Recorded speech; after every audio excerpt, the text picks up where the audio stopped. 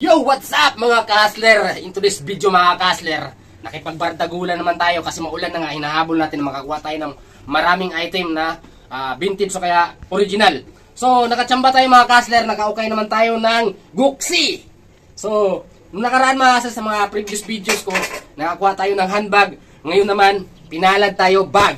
So, unboxing natin mga ka-hustler, papakita ko sa inyo kung ano tong nakuha natin na bag na Gucci. Wow! So mga kasler, ano lang to siya, parang lagayan. Ang naman talaga is ito, mga kasler. Isang bag na Gucci. Bago pa mga kasler to. Yan. Tingnan natin yung zipper kung may Gucci na ano, yan. Legit mga kasler. Dito naman tayo mga kasler, sa tag. Meron din. Yan, medyo malabo lang kasi luma na kasi ito mga kasler. Okay kasi.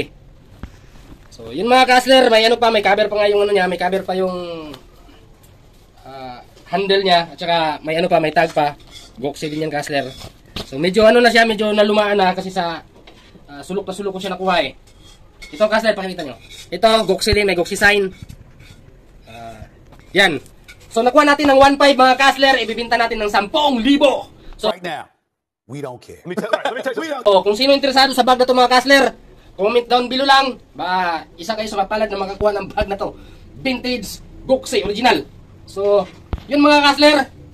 Halagang 1.5, ibibinta natin ng 10K. Hindi na ba tayo lugi doon? Kung lugi tayo, comment pa rin sa baba.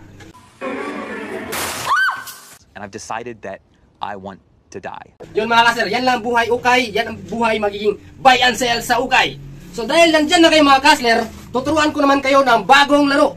Sa mga nanonood ng video ko, baka hindi na to bago, luma na to para sa inyo, pero subukan nyo lang, baka kumita kayo sa larong ito. Ang tinatawag na bato-bato pick.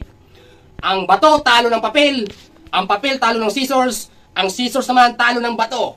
Ganun lang kadali magsaya sa buhay at kumita. Babu! Talo? Sorry.